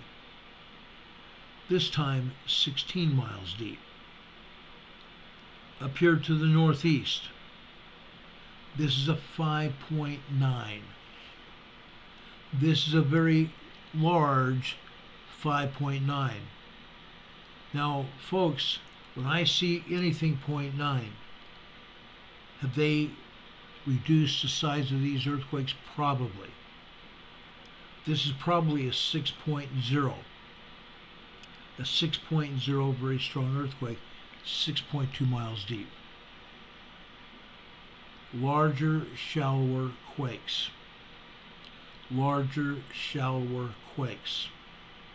The earthquakes that hit with that very huge, major earthquake, guess what? They were deep quakes. Now we're seeing shallower quakes here. Yes, we had a bunch of 4s as well. The 4s were also deep earthquakes, causing larger, shallower quakes here. Further south here, also in the Banda Sea, a 5.0 earthquake here. East of there, also another 5.0 earthquake here. 5s and 6s all over this area. Aftershocks of a major earthquake hit here just a couple days ago. It's still going. The seismic energy still exists. And even more earthquakes here in Indonesia that they don't tell us about. Okay? Tajikistan. Tajikistan. Last week we told you about an earthquake over here in Nepal, a 6.3, causing major damage and killing 1,500 people. Seismic energy traveling through the Himalayas here. Seismic energy traveling over here through the Himalayas to Tajikistan. To Tajikistan. This is a 4.0 moderate earthquake. This is 104 kilometers deep. Still a fairly shallow earthquake down in the asthenosphere. The asthenosphere. The earth that you and I walk on is only 39 to 69 miles deep. 39 to 69 miles wide. Okay? This is a deep earthquake. Okay? It's a fairly deep earthquake. Not very deep, not hugely deep, but this is down in the asthenosphere underneath the crust of the earth that we walk on, where the plastic magma is. Over here in northwestern Iran, we have another large 5.2 earthquake. 5.2 earthquake. Look here. Voila. Oh, nothing ever happens here in Europe. I call BS. I call BS. Over here in India, we have earthquakes. Over here in the Andaman Islands here, we've got an earthquake here. A 4.4 moderate quake here. Again, the ocean waters absorb this shock wave. There's a moderate shock wave. 6.2 miles deep. 10 kilometers deep. Okay? Earthquakes are all over here in Iran. They're not talking about it. We have earthquakes over here in Turkey. They're not talking about those either. They're not talking about a moderate earthquake down here in Crete, Greece, or over here between Crete and the western area of Turkey. The Dupage Islands that belong to Greece here. All these islands here belong to Greece. We have several earthquakes here in the Dupage Islands, although there are tremors and minor earthquakes. Crete was a moderate earthquake here today. More earthquakes here in Greece. About 19 earthquakes here in Greece. Okay? Over here in Italy, a few earthquakes here. Over here in Romania, a couple more earthquakes here. Croatia, earthquakes. Germany and France, earthquakes. About 8 earthquakes here in France today. Some earthquakes over here in Germany and France's Alps mountains. The Alps. Earthquakes over here in Spain. Earthquakes over here on the southwestern side of Spain in the Azores. Okay? I've already showed you earthquakes in Iceland. Okay? Let's go further south. Down here into the Dominican Republic and Puerto Rico, we had some more earthquakes.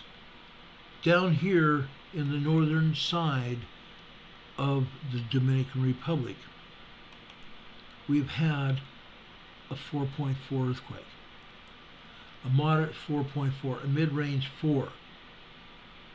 Moderate damage over here in the Dominican Republic. The Dominican Republic, for the most part, is a third world country. So this earthquake caused moderate damage, probably spectacular damage, to the Dominican Republic. They say this is 4 miles west-northwest of Las Matas de Santa Cruz, Dominican Republic.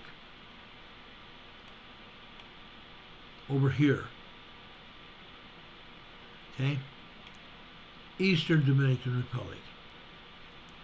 This is a 3.8 earthquake. A small 3.8 earthquake. 65 miles deep.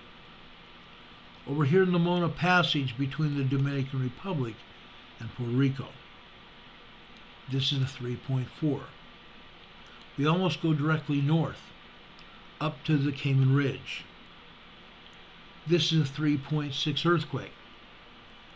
Seismic energy travels the Cayman Ridge from Guatemala all the way out here, dropping earthquakes on the way out. Over here northwest of Puerto Rico, another 3.6. 2 years ago we had a 6.3 earthquake here, just as Hurricane Maria was lashing the southern parts of Puerto Rico. Same night. Today, a 3.6 earthquake here, over in the Caribbean.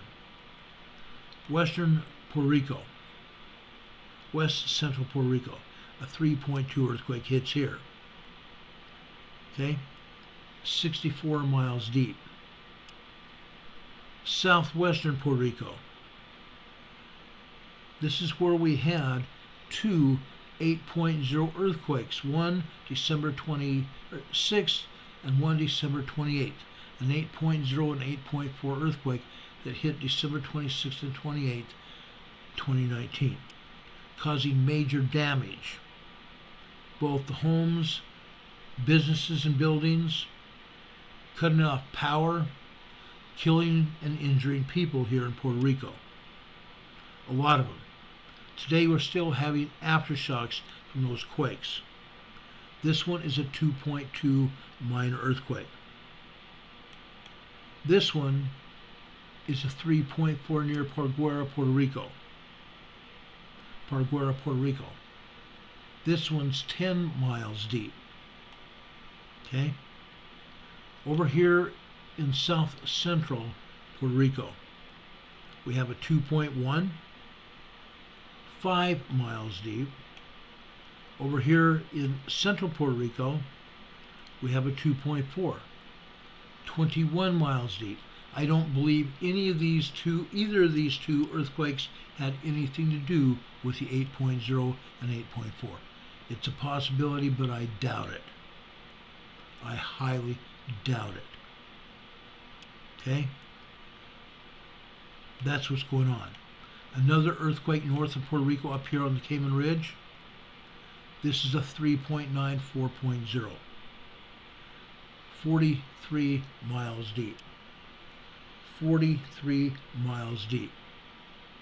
The Cayman Ridge comes out of Guatemala, like I said, in Central America.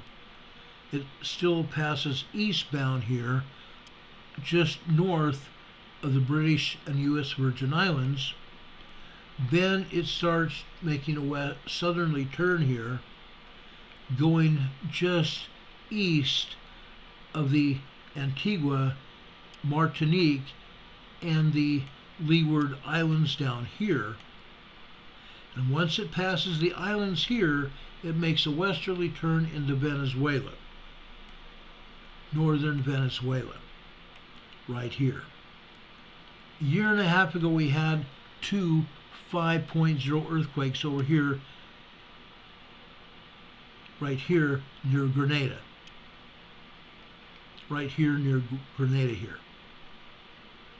The Cayman Ridge, guys, it packs a wall up here. Colombia today, a 4.5 here. Santander, Colombia. This is an area of a lot of seismic energy. Usually we get 2.5s, 2.8s, some 3s, an occasional 4. This one is a 4.5. 5 miles deep. There's about 18 earthquakes that hit here in South America. USGS shows us 3. This one is a 4.5 near Vallenar, Chile, near the Chile-Argentine border. This one here is just off the coast. It's a large 5.1 today. This one is 27 miles deep. Now, considering all the earthquakes that we've had down here in the South Pacific, I fully expect to see another 6.0, 6.4 over here in southern Chile within the next week.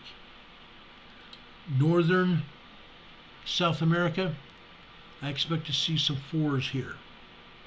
4.2, 4.4. Possibly also here in northern Chile. I expect it to see another 4.0, 4.5 over in Puerto Rico and the Dominican Republic. Okay? I continue to see in the next week anywhere between 5.0 to 6.0 down here in the South Pacific and Indonesia area as well. And more 5s over here in Japan. More 5s here in Japan. North of Japan today, in the Kuril Islands, we have another 5.8. 5.8. Large seismic energy coming out of Indonesia, coming through these earthquake faults here. These earthquake faults. Coming all the way out here. A 5.8, very strong earthquake here in the Kuril Islands that belong to Russia here, north of Japan. And then just south of Kamchatka, we have a 4.5. And unfortunately, my USGS map was just cut off. So we're going to stop this nonsense right here with USGS. Let's talk a couple minutes now about earthquake preparedness. Okay? If anyone from Indonesia or Japan, South America, Puerto Rico, Central America, Mexico, the Pacific Northwest, even the New Madrid Fault area, South Central United States, the East Coast of the United States, you all are going to see 3s and 4s. 3s and 4s, with the possibility of a volcanic eruption in the Pacific Northwest. Stand by, folks. I believe things are going to happen.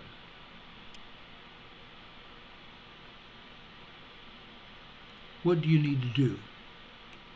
What do you need to have for an earthquake kit? We talked a lot about preparedness kits for any kind of seismic or an emergency of any kind. Most things that you're going to need for any emergency is also going to show up in your earthquake kit. Now, for a volcanic blast, for a volcanic eruption that could happen in Iceland or the Pacific Northwest, I want you to all have some kind of face covering to cover your nose and your mouth. To cover your nose and your mouth, as well as having a pair of goggles to cover your eyes. You can go over to Lowe's or Home Depot. For a couple of bucks, you can buy some plastic goggles that will protect your eyes from ash getting in your eyes, or ash and tiny particles of volcanic glass getting in your eyes to cause you to go blind, cutting up your eyes. You don't want that to happen. Now, besides that face covering, wear a hat, keeping that ash out of your hair and off your scalp. That ash, folks, contains acid, sulfuric acid and such, coming from that volcano. Any volcano. That could burn your scalp, burn your hair. I would advise you all, if you have a volcanic eruption, to wear long sleeve shirts and long pants. Don't be caught out with short pants where you get ash and volcanic glass on your skin, on your legs or your arms. That could cut up your arms as well. All it would take is a little bit of movement of your hand or cloth on your arms, and it might cut up your skin. Don't chance that. Don't chance that. Okay? Every day, somewhere around the United States and around the world, we have a 4.0 moderate earthquake anywhere. Almost anywhere. I've shown you a lot of earthquakes today, a lot larger than a 4.0. Earthquakes around the world are getting larger. Earthquakes by themselves are terrifying. If you're not prepared for the big one to hit, making an earthquake kit full of emergency supplies is the best way to get started. The best way to get started. According to one of the most recent studies from the USGS, nearly half of Americans live in earthquake-prone areas. As such, those people should be reasonably prepared for earthquake-style emergencies, and emergencies of any kind. should be. Like I said in the past, I believe only 25% of the people, if that, are even prepared. They might have some supplies, but not everything that they need. I'm asking each of you to get earthquake ready, to get an emergency preparedness kit ready. So, if there's a fire, a flood, an earthquake, or any other kind of disaster, you're ready to go. Fires as well, tornadoes, whatever, hurricanes, whatever. If you must evacuate, you need to have everything ready to go. An emergency kit is what we're talking about. People living in Iceland, Indonesia, Japan, Taiwan, South America, Australia, New Zealand, all over Europe. You need to make an emergency preparedness kit, and Washington as well. California, Oregon, and Washington, a must. Arizona, Texas. Remember Texas had a 5.3 earthquake on Monday? Yeah. Everyone needs to have an emergency preparedness kit. We have known about this overall risk for an earthquake or volcanic emergency in California, Oregon, and Washington for some time. According to David Oglesby, who's a professor in geophysics at the University of California, Riverside, every family in California, Oregon, Washington, Nevada, Utah, and all over the United States should have an earthquake kit handy. It wouldn't hurt for everyone in the country and around the world to have one. After all the kinds of supplies you would need after an earthquake are essentially the same as those that you would need for any other kind of natural disaster or any other disaster or emergency, including a hurricane or flood. Now, here are the essentials that you're going to need. 1, water. We talk about water a lot. You can't go more than 3 days without drinking some water. If you don't have water, you're going to die. 80% of our bodies are water. 80% of our bodies are water. So we need to drink water on a daily basis. I drink about a gallon a day.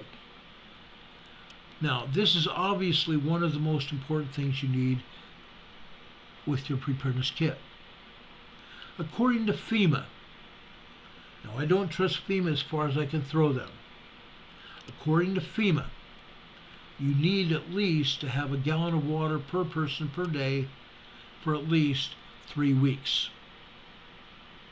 At least 3 weeks. And I would double that to 2 gallons of water per day per person for drinking and sanitation purposes.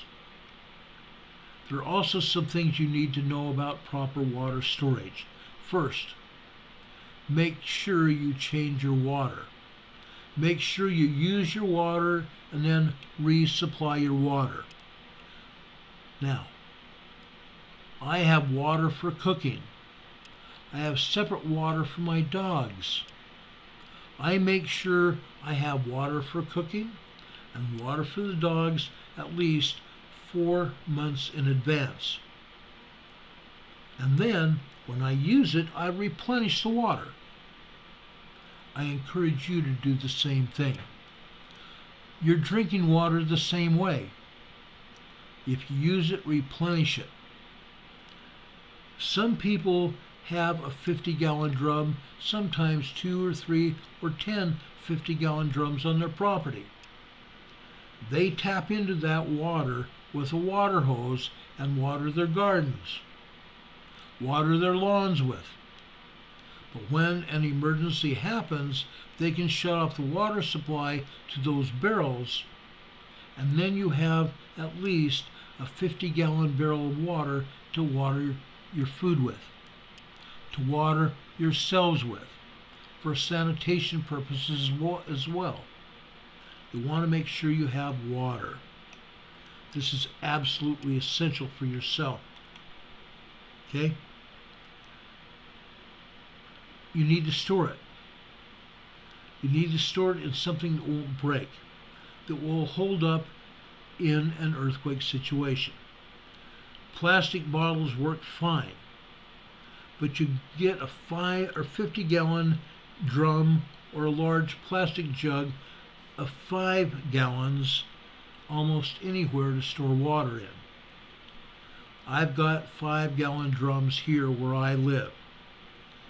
Make sure you have a way to purify the water if you store it, and keep it ready for use at any time. We have many ways to do this. Now, you also need to be thinking about food. Make sure you have plenty of food in your emergency supply kit. Stock up your kit with non-perishable canned foods, and again, for at least 72 hours. At least 72 hours, and we're talking about 3 weeks, not just 72 hours. Make sure you have food storage for at least 3 weeks. At least. If you get 3 weeks, start looking at 6 months. If you have 6 months worth of food, start looking at 1 year. A year's supply of food. Once you get to a year, consider 2 years. I have many friends that have 2 years' supplies of food. If you want to know more about it, ask me. I'll tell you about it. Now, Mr. Oglesby also recommends you make sure to keep the foods up to date. If you use something, you use the oldest food first. Check the dates. When you use something, replace it with new food. New canned food, new bottled food, new box food. Place the new food in back of the old stuff. Use the older food first. That way you're keeping fresh food on your shelves. Okay? That's what you do. Make sure you rotate certain food items like food and medicine out of your kits and replace them with new items. You don't want expired food to be all you have to live on for however long you might need it. However, not all expired food is bad. Now, if you get a can of food that is bulging, don't open it, don't eat it, throw it away. If you get a can that's bulging, it's bad. Don't even think about trying to eat it. That food will hurt you, if not kill you. Okay? Don't use it. Not all expired food, however, is bad. Okay? It might be a little stale, but it won't be bad. Additionally, keep in mind any special dietary needs of people, including yourself, that who you or whoever might reasonably need to be using, and put that in the kit with you. Okay? This also includes pet food. If you have a food, don't forget about your pets. The 4-legged or 2-legged variety doesn't matter. Make sure you have plenty of pet food. I have at least 4 months worth of food for my kids, my 4-legged kids in my household. And some of you have even seen my kids. I have put them on the show with me when they hop up in my lap, where you hear them barking to their heart's content while I'm on the air. Make sure you have pet food. Make sure you have water like I talked about. Okay? FEMA says for at least 3 weeks. I say for as long as you can. Like I said, I have 4 months worth of food for my kids here right now. Right now. Also, Your pets are family members. If you had children, you don't want a little 2-year-old or 4-year-old or 5-year-old or 6 or 8-year-old to get angry at you because they don't have anything to do. You're going to want to have your pets and your children taken care of.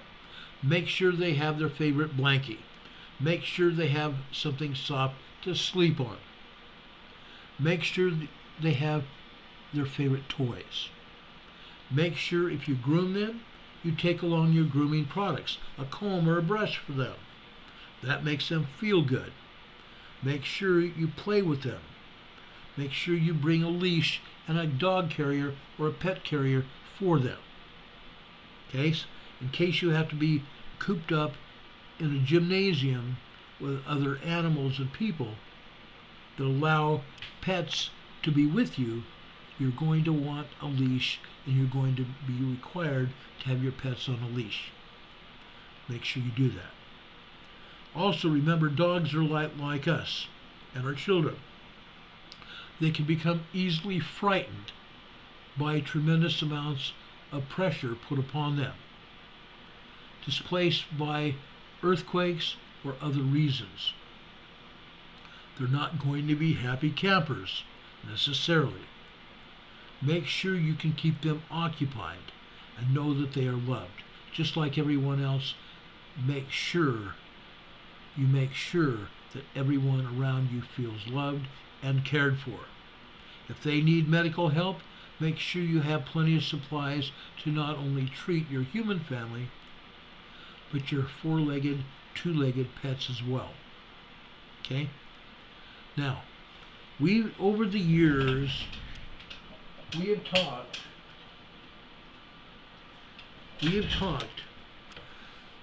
about one of these. This is another one of my AM/FM weather radios. An AM/FM weather radio. This one does not have a hand crank on it. The other one over here across my office does. Okay? You might want to have a hand crank radio.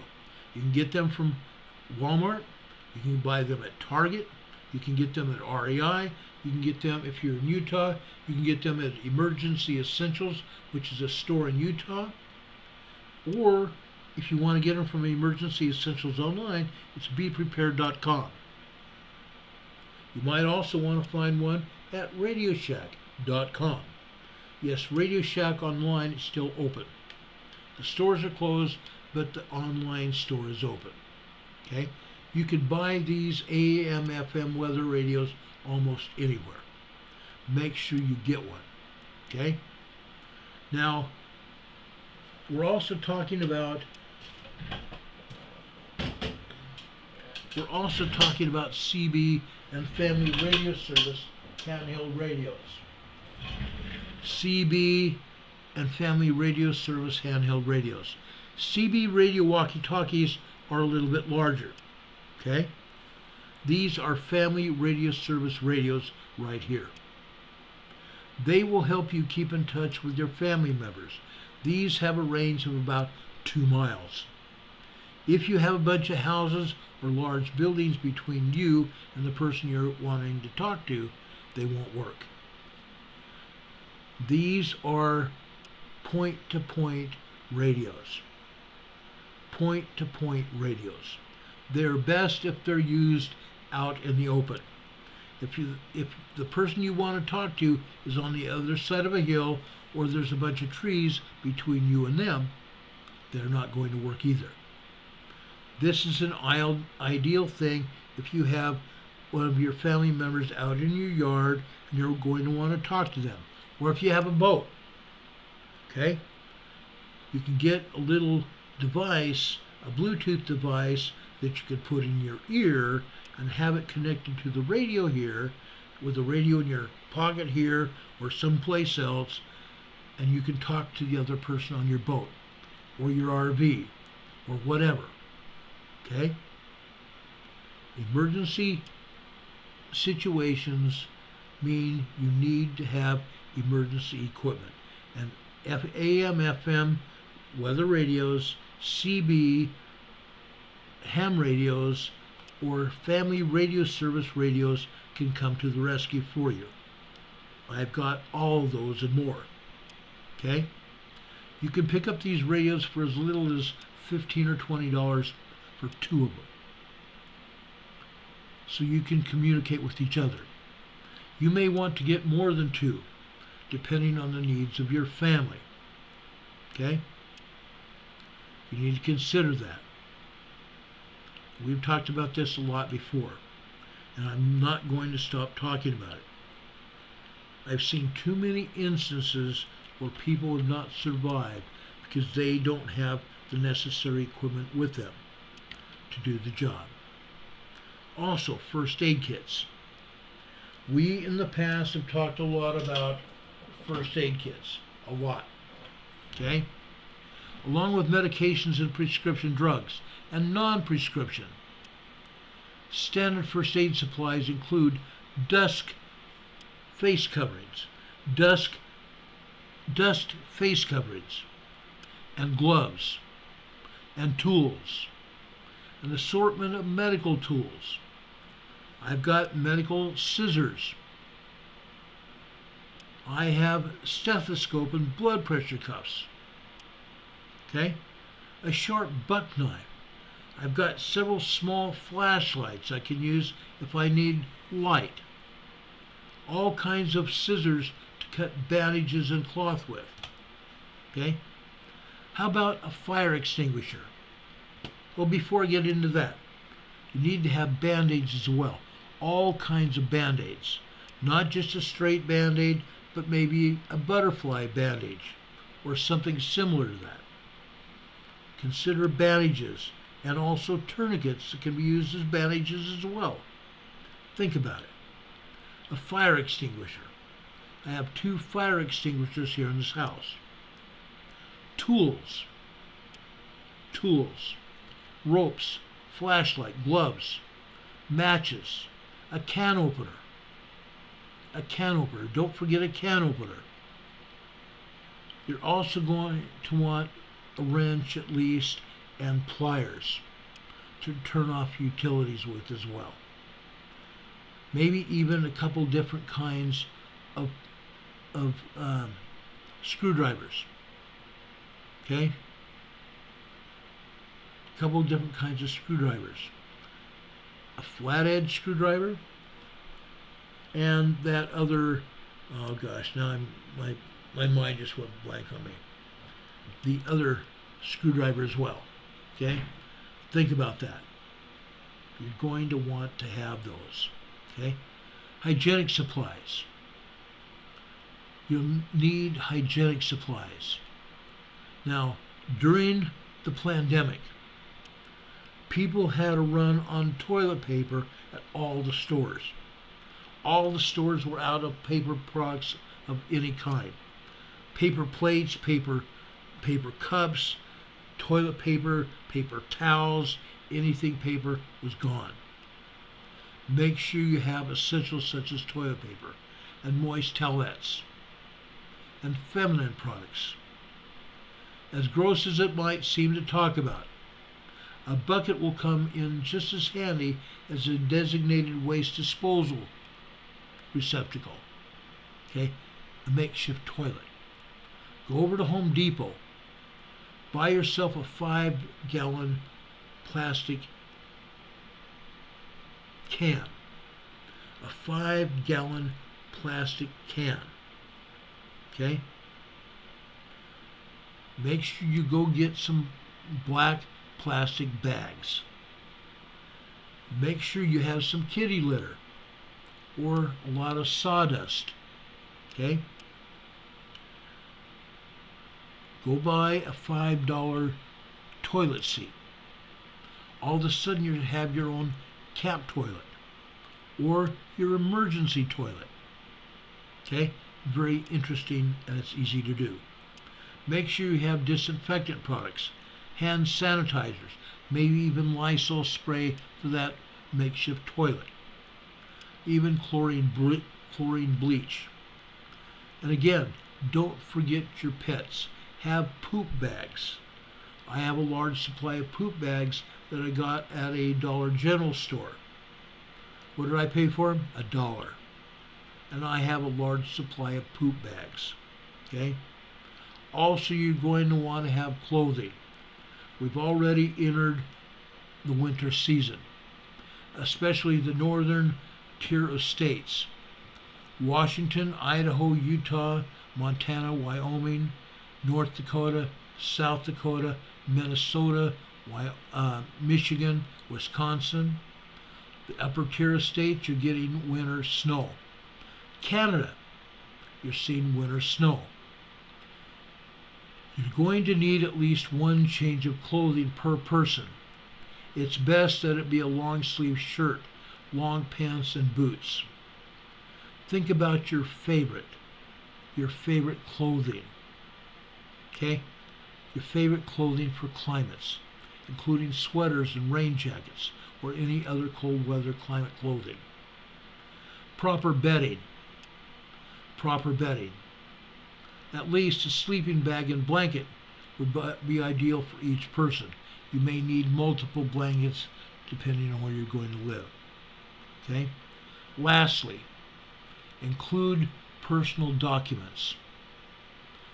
FEMA created an emergency financial first aid kit. FEMA has created an emergency financial first aid kit. You can read it right off the internet. Read it to be more prepared about the essential idea is to have personal financial documents, contact information, copies of your driver's license, your passport, important insurance information, title deeds to your car, to your home, whatever else that you own. Make sure you have plenty of copies in your emergency supply kit. You might have the real copies in a safe in your home. Make copies of it and put it in your emergency supply kit. Okay? Documents include household identification, IDs, birth certificates, social security cards, pet tags, pet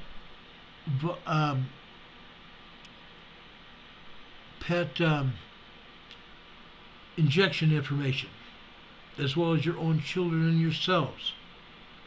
Financial and legal documentation, tax statements, housing payments, insurance policies, medical information, immunization records is what I was referring to.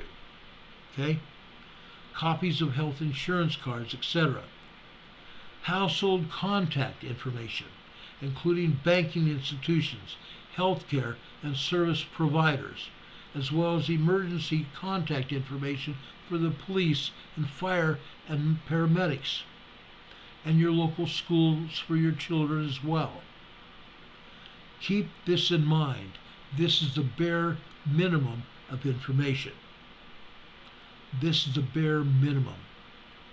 There are a lot of things you can and should reasonably include in your emergency preparedness kits, depending on other factors, priorities, responsibilities in your life. Think about that. Write this stuff down on an emergency preparedness plan. Make sure each and every one of you have an emergency preparedness plan for your family. If you own a business, your business should also have an emergency preparedness plan. I have written probably close to 200 or 300 emergency plans in the past, say, 10 or 15 years. Make sure you have an emergency preparedness plan. Think about those things and customize your kit and your preparedness plan to fully cover your emergency needs. It's a good idea to have multiple kits because you never know when you're going to have an emergency strike. Now, I suggest you have a kit at home, another one in each of your cars. You may well be caught in a disaster away from your home, and you won't be able to get home for hours or even days after it happens. Roads and freeways might be damaged or destroyed. That often happens during earthquakes and other disasters. Consider this. Make sure you consider it, and make sure you consider it well. Your life depends on it, brothers and sisters. Your life depends on it. Hurricane Heather says, ponder the what ifs. That is a great suggestion. Ponder the what ifs. Does anybody have any questions for me? Does anybody have any questions for me? I know I've covered a lot of information, a lot of territory here. I want to make sure that I've answered any and all of your questions. I want to make sure that we have covered everything and don't leave anything uncovered. Okay? Don Patoka says vitamins and supplements, metal cooking pans and pots and cups and utensils. I showed you the cook kit that I bought for $7. I bought my cook kit at an emergency preparedness place called it was an Army supply place. Don Patoka says, Ron, when are we going camping? Oh, I would love to go camping with you. I would love to go camping with any of you. Hurricane Heather is asking, sir, where's your footprints poem? My footprints, oh shoot, where'd it go? Oh, I'm sorry. My footprints poem is on the wall across from me. Okay? My footprints poem, let me show you. My footprints poem is over here on the wall.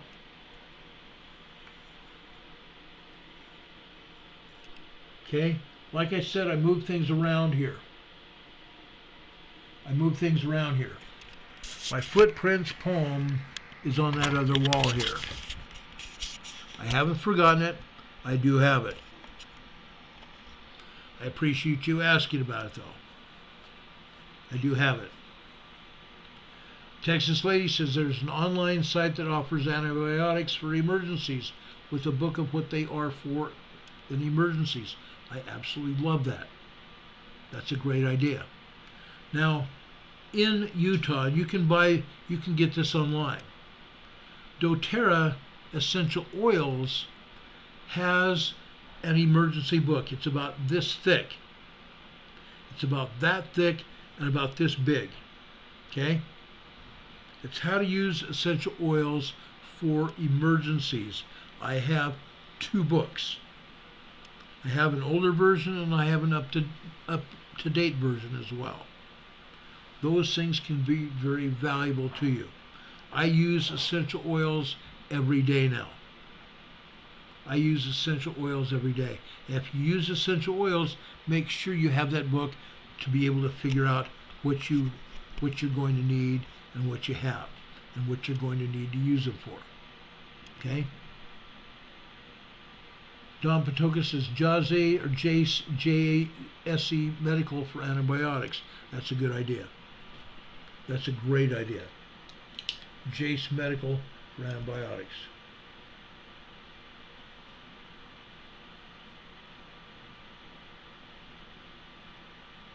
Okay? Now, to get some of these supplies that I've talked about and equipment, go to yard sales, go to garage sales. You never know what you're going to find that might be very useful to you. Okay, I'm just saying. I found a lot of things that I've used over the years and I bought them very inexpensively. Okay? You don't have to pay full price for everything. You just don't. Okay? Anybody, any other questions here? Any other questions? Hurricane Heather says, I need to get a new ID. I just remembered that. I just got my driver's license replaced because my driver's license was broken. Yes, I had to pay $7 for it. Thank you very much. But they sent it to me about a week and a half later. It's a great thing to have. Any other questions?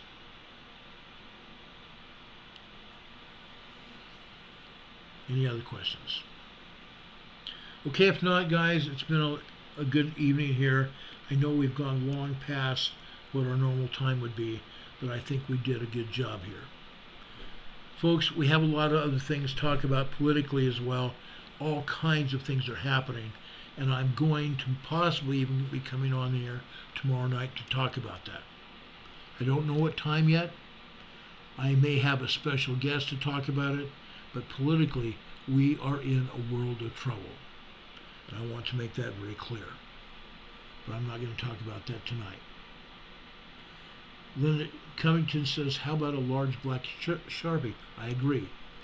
Those large black Sharpies are everywhere here. I have 3 or 4 of them right here on my desk with me. Okay? I've got 3 or 4 of them here. I've got them in my emergency supply kit. I've got them downstairs on my dining room table. I've got one in my bedroom as well, 1 or 2 in the bedroom as well. I have got them everywhere. Okay? Good idea. Folks, it's getting long here. I want to share a scripture with you, and then we're going to get out of here. My scripture tonight comes from 1 Timothy. 1 Timothy chapter 3, verses 15 and 16. And that from a child thou hast known the holy scriptures, which are able to make thee wise unto salvation through faith, which is in Christ Jesus. Verse 16. All scripture is given by inspiration of God, and is profitable for doctrine, for reproof, for correction, for instruction in righteousness. Verse 17. That the man of God may be perfect, thoroughly furnished unto all good works. Okay? That's why we have the scriptures. We've had the scriptures since we were children. We need to study them. We need to be thoroughly studied in them. We can receive personal inspiration from the scriptures. We can receive personal instruction from the scriptures. I have scriptures here on my desk. I've got scriptures in the bedroom. I've got scriptures downstairs. I've got scriptures everywhere. I've even got scriptures on my phone. I've got scriptures on my phone. Okay? Folks, I love you. I care about you. A lot of things have happened around us. Okay? A lot of things happened in the past 24 hours around us. We are going to continue talking about these things in the coming days. I want to make one thing perfectly clear. No matter what, I love you. You, each and every one of you, love each other. And God loves you. God loves you, and He has a plan for each and every one of us. I have got a testimony that His Son, Jesus Christ, lives. He and the Father hear and answer our prayers. We can pray any time for inspiration. We can pray any time for things we need, and we can give Him thanks, or them thanks, for what we have. I leave that testimony with you, and leave a blessing for you. That God will bless you and give you the things you need, that you stand in need of at this time. God bless you. God be with you until we meet again. We will see you, if not sooner, on Sunday morning at 12 noon. For Come Follow Me, the Savior said. A Sunday school class that we've been teaching for about 3.5 years now. 3.5 years. We're going to finish the Hebrews and go into Revelations. We're going to finish the Hebrews and go into Revelations starting Sunday and into the rest of this year. God be with you until we meet again. We will see you on the other side. Have a great night, everyone. I love you, I respect you, and I look forward to seeing you very soon. We'll see you on the other side. Good night, everybody. God bless.